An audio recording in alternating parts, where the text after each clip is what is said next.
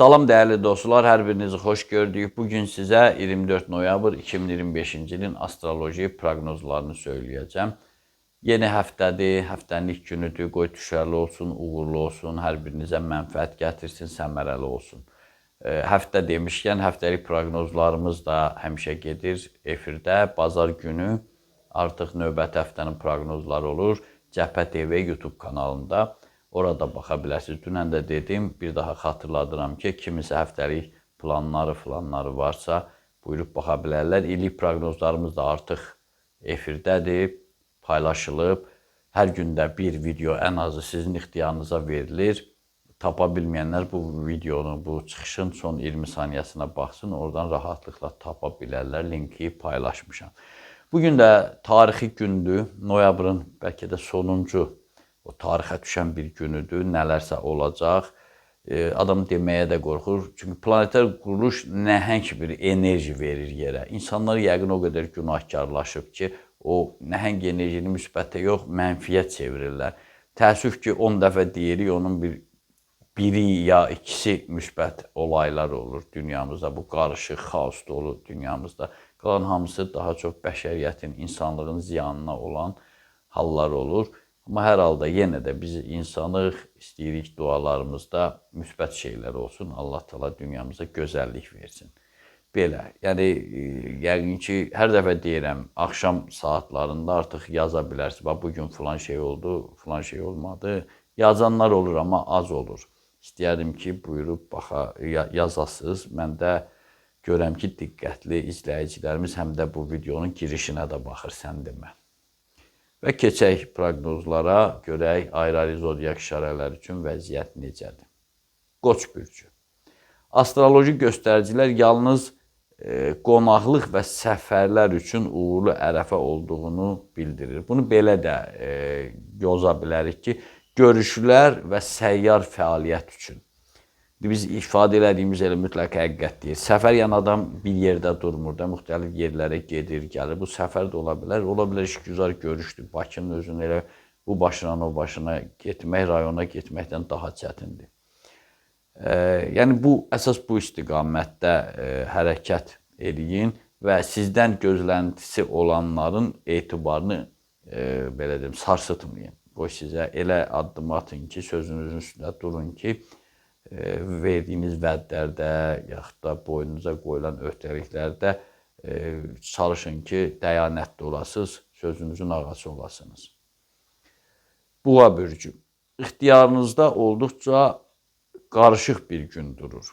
Hadisələr müsbət, mənfi, müsbət, tez-tez bir-birini əvəz edəcək. Ona görə də vacib işləriniz varsa, tam əmin olmadan hərəkətə keçirtməyin. Təxirə salmaq da olar, amma yenə burada sizin artıq o çox bilmişliyinizdən, ağlınızdan, dərrakənizdən, təcrübənizdən, manevr və reaksiyalarınızdan da çox şey asılıdır. Ona görə bilmənalı demək olmur ki, bütün işlərinizi təxirə salın.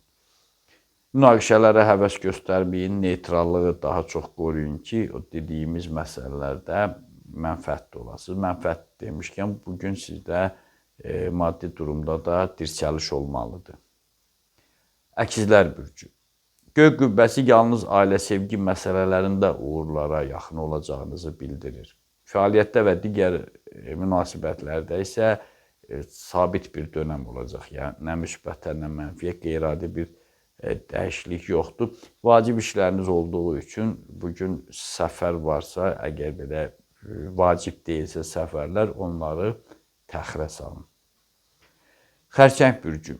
Ulduzların düzümü maraqlı insanlarla rastlaşma ehtimalınızdan xəbər verir. Amma onların arasında bir neçəsi ola bilər ki, ovqatınızı aşağı salmağa çalışar.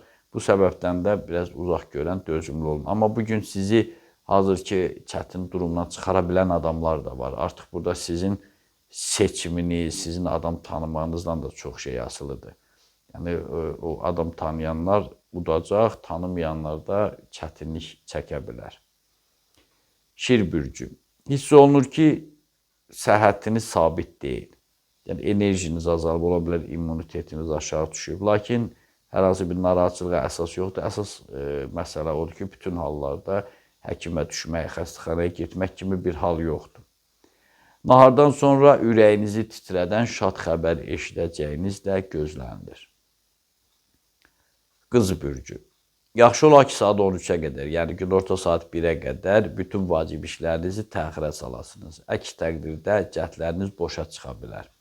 Saat 1-dən sonraki vaxtda isə perspektivli sövdələşmələrin iştirakçısı olacaqsınız. Möhkəm olun. Tərəzi bürcü. Qarşınızda yeknəsək bir təqvim durur. Hər hansı qeyri-adilik gözləməyin. Ən yaxşısı istirahət etmək və ya adi işlərin, gündəlik işlərin həlli ilə məşğul olmaq olar. Düşüncələrinizdə keçmişdən qurtulub gələcəyə baxmağı formalaşdırın. Bu dəqiqə insanların çoxsunda odur. Keçmişdə gərək bunu eləməyəydim, kaş belə olardı, kaş elə olardı. Bu kaşlar onsuz da ən ziyanlı söz odur. Kaş. Axı sən onu artıq düzəldə bilməyəcəksənsə, ora gedib batıb qalmağa lüzum yoxdur. Bu gündə yaşa və gələcəyə fokuslan. Əqrəb bürcü. Qarşınızda füsunkar bir təqvim var. Bəxtinizə inanırsınızsa, gücünüzə əminsinizsə, risk etməyə dəyər. Çünki gözlənilməz sürprizlər yolunuzu gözləyir. İstənilən iki tərəfli əməkdaşlıq da gün üçün uğurludur. Oxatan bürcü. Təxminən saat 14-ə qədər, yəni 2-yə qədər özünüzü gərgin situasiyalardan qorumağa çalışın. 2-dən sonraki ərəfədə sevindirici xəbərlər eşidəcəksiniz. Hətta maraqlı iş təklifləri də gözlənilir. Bu, elə-belə söz kimi qulaq asmayın. Bu, Yupiterin günəşin təsirindən doğan təklifdirsə, deməli, bu fundamental əhəmiyyətli, gələcəyə təkan verən, böyük təkan verən bir təklif olacaq. Oğlaq bürcü. Mövcud problemlərinizi həll etmək üçün kənardan dəstək almalısınız. Əks təqdirdə uğursuzluğa düşə bilərsiniz, uğursuzluqla üzləşə bilərsiniz. Mütləq, indi yəqin ki, elə bir prosesdəsiniz ki, öz potensialınız, gücünüz, enerjiniz yetmir. Belə məqamlarda mütləq kənardan dəstək almaq lazımdır. Bəzən tərsinə olur. İnsanın özündə güc, enerji, günün nəbzini tutmaq o qədər güclü olur ki, bəzən fikir vermişsə deyirəm ki, kənardan heç bir məsləhət almayın, müdaxiləyə, fikirlərinizə müdaxilə edilməsinə imkan verməyin. Çünki həmin vaxt adamın özünün gücü çox olur. Bugün sizdə biraz o cür deyil. Ona görə kənardan nəyisə yanlışdır yapmamağınız üçün kənardan bir məsləhət almaq, tövsiyə almaq yaxşı olar. Saat 14-17 aralığı bu baxımdan əlverişlidir. Yəni 2-dən 5-ə qədər olan ərəfə. Su tökən bürcü.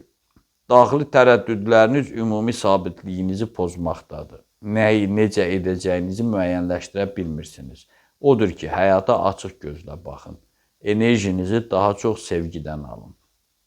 Balıqlar bürcü.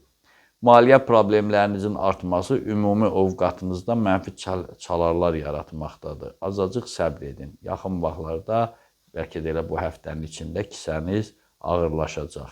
Əsas diqqəti isə hələlik münasibətlərə, xüsusən də iş müstəvisindəki münasibətlərə köklüyün. Belə dəyərli dostlar, məndən də bu qədər. Diqqətinizə görə sağ olun. Kanalımıza abunə olmağı, bəyənməyi, paylaşmağı, təbliğ eləməyi, canlı yayımlarımıza baxmağı, aylıq, illik proqnozlarımızı izləməyi unutmayın. Onu da unutmayın ki, Tanrı ulduzlardan daha yüksəkdə durur.